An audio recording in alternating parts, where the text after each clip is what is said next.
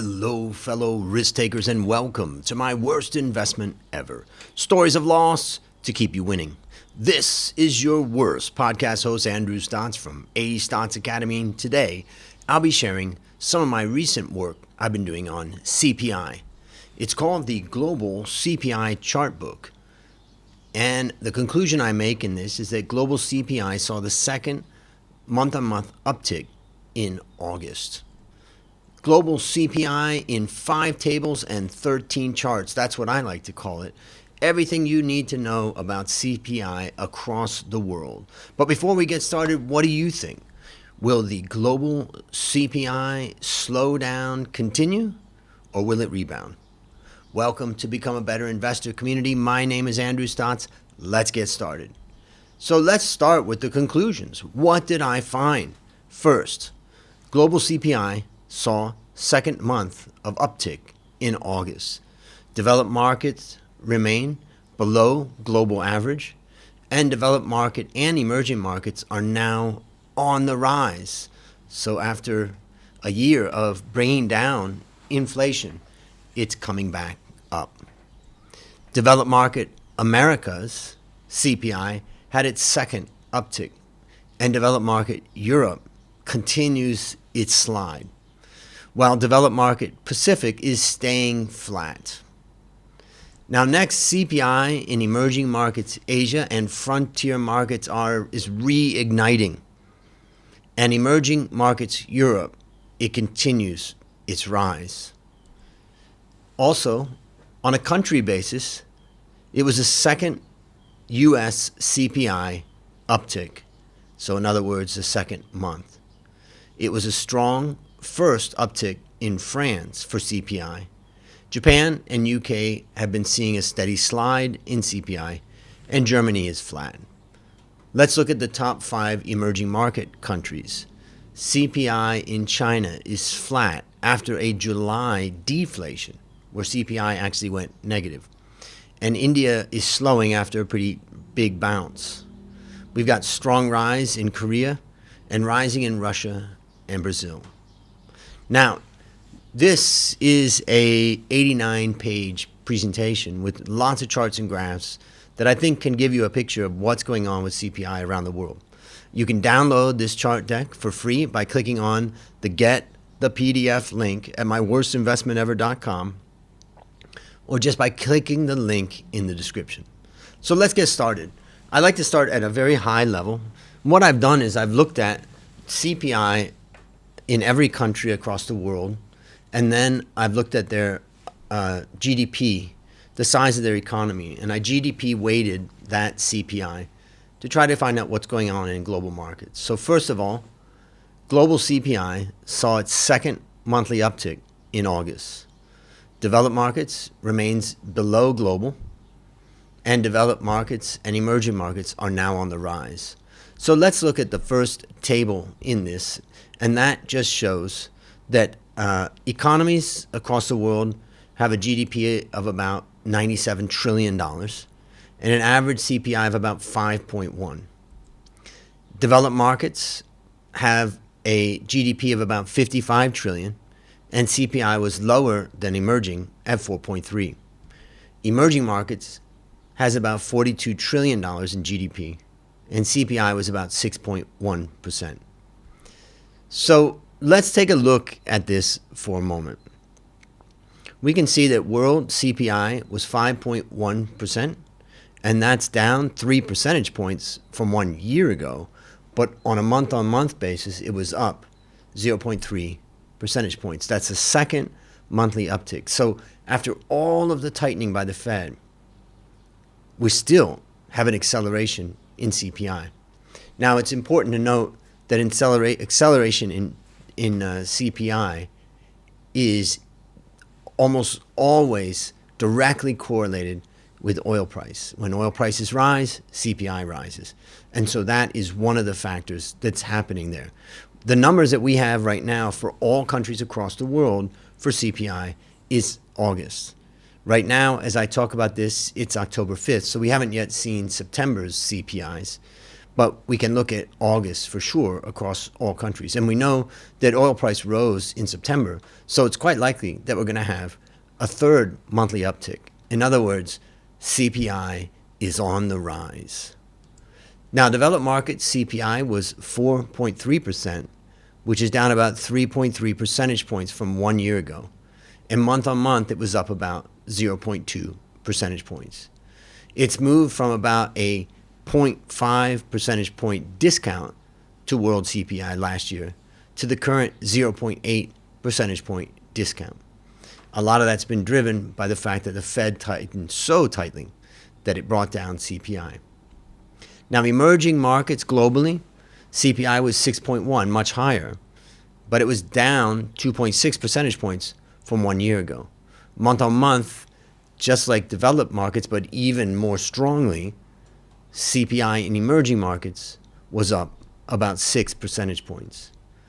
It's moved from a 0.7 percentage point premium to world CPI last year to the current 1 percentage point premium. In other words, emerging markets CPI is accelerating quickly.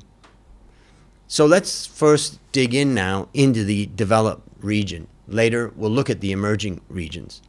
So developed America's CPI had the second monthly uptick, and developed market Europe continues its slide.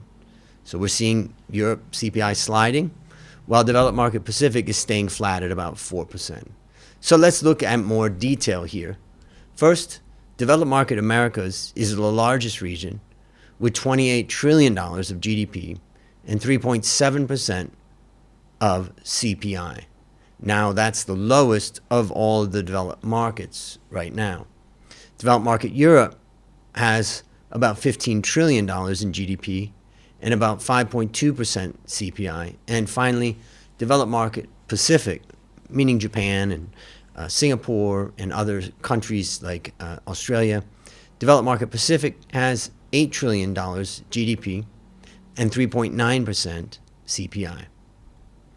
So let's look at this chart that you can see here. And if you're listening to the podcast, I'll try to describe what I see, and then make sure you go and download the PDF. I think it will provide a lot of good information. This is slide 14. And basically what we can see is that developed markets, America's CPI was 3.7%, which is down 4.4 percentage points from 1 year ago. Month on month, it was up 0.4. Much of the developed markets movement is driven by the U.S., since that's the largest developed market in the Americas. It's moved from about a 0.1% premium to world CPI last year to the current 1.4 percentage point discount. That just shows you how deeply CPI fell in the U.S. in particular relative to the rest of the world. Now, developed market Europe CPI was at 5.2, which is down 2.9 percentage points from 1 year ago. Month on month, it was down about 0.1 percentage points, so almost flat. And it's moved from a small, tiny premium of 0.1 percentage points to world CPI last year. And the current is the same place. So it stayed at about the same level of about in line with the rest of the world. Now, developed market Pacific CPI was at 3.9, so it was the lowest of these different groupings. And month on month, it was down about 1.1 percentage points, so not much change. On the chart that you can see, it's a flat line. And it's moved from a 3.9 percentage point discount to the world CPI last year to the current 1.2 percentage point discount. In other words, all the other CPIs all around the world came down much, much closer to developed markets Pacific. Remember, you can download this chart deck for free by clicking on the Get the PDF link at myworstinvestmentever.com or by clicking the link in the description. Now, I'm not going to go through every page in this presentation, but I do want to hit a couple more slides to try to get a picture. Here, I'm looking at the emerging market regions. In fact, this is a great picture for those that are looking. This is the Asok intersection in Bangkok. And for anybody that's familiar with Bangkok, you'll see that there's something missing. something is missing on one of the corners here. Let me know if you can notice what's missing. Now, CPI in emerging markets Asia and frontier markets reignited. They're moving higher. And emerging markets Europe continues its rise. So remember, we said developed market Europe, CPI is falling. But emerging market Europe, they're under a lot of pressure. So let's look at that in a little bit more detail. Emerging market Americas had a small GDP of about $4 trillion and CPI of 5.4%. Emerging market Asia, of course, had a massive GDP of 29 trillion thanks to China and only a 1.4% CPI. And emerging market Europe had a small $4 trillion of GDP and a massive 16.5% CPI. Inflation is high in emerging Europe. Think Hungary as an example, Poland, and other countries. Now, emerging markets, Middle East and Africa have a very small $2 trillion in GDP and a high 10.9% CPI. And finally, frontier markets had about $3 trillion in GDP and an extremely high 32.3% CPI. It's incredible. In fact, this chart right here maps out the trajectory of these different emerging market regions. And what we can see is that emerging markets America's CPI was 5.4%, which is down 3.9% from 1 year ago. Month on month, it's about flat. It's moved from about a 1.3 percentage point premium to world last year to about a 0.3 percentage point premium. Now, emerging market Asia CPI was 1.4%, which is down 2.1 percentage points from 1 year ago. Month on month, though, it was up by about 0.3. So starting to rise, but at a very, very low level. So emerging markets Europe CPI was at 16.5, which is already down massively. That's down by about 11.8 percentage points from 1 year ago. And month on month, it was up 2.1 percentage points. Now, it has moved from a 20.3 percentage point premium to world CPI to a current 11.4% premium. So the premium for emerging market Europe has come down considerably, but we are seeing it reigniting. And emerging markets, Middle East and Africa, CPI was 10.9. And for those looking at that, this is the dotted brown chart right there, a line on the chart. And basically, it's moved from a 1 percentage point discount to the world to a 5.8 percentage points premium. And then frontier markets. CPI was an incredible 32.3. It's on fire, and it's extremely painful in these frontier markets. And that was up. In fact, if it wasn't bad enough that it was at 30-ish, it was up by 2 percentage points.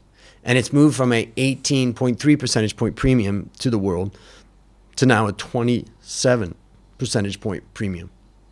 Now, I'm going to wrap this report up by just looking at countries to try to understand the top 5 developed countries and the top 5 emerging countries.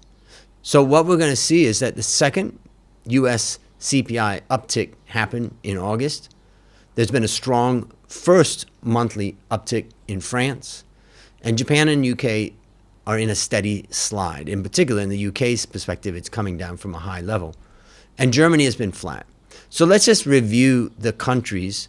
I show all the major developed market countries in the table that you can see. This is on my page 27. But I can just focus it in on a 5. The top 5 developed market countries, well, U.S. has a GDP of $25 trillion and a CPI of 3.7. Japan, $5 trillion and 3.1. Germany, $4 trillion and 6.2% CPI. UK, $3 trillion and about 6.8% CPI. And finally, France at $3 trillion, which is 4.6% CPI. So the chart that I show here shows what's going on over time in these markets. The US CPI was 3.7% in August. That's down about 4.5 percentage points from 1 year ago. And month on month, it was up about 0.4 percentage points. What about Japan? Well, it was at 3.1%, which is up a slight 0.1 percentage points from 1 year ago. And month on month, it was down. In other words, Japan is kind of drifting right now. It's flat and down slightly. And Germany's CPI was at 6.2, which is down about 0.9 percentage points from 1 year ago. And month on month, it's flat. So Germany's kind of sitting in this spot right now. And UK CPI was 6.8%, which is the highest of the top 5 largest developed market countries. And it was up about 0.2% month on month. So sorry, down 0.2%. And finally, France was at 4.6%, which is still slightly below the world average. And month on month, it was up 0.5%. So to sum it up, in the developed markets, it's the US and it's France that are starting to see acceleration of CPI. And let's look at the emerging markets. We're looking at the top 5 emerging market countries. What can we see? China CPI is flat after the July deflation.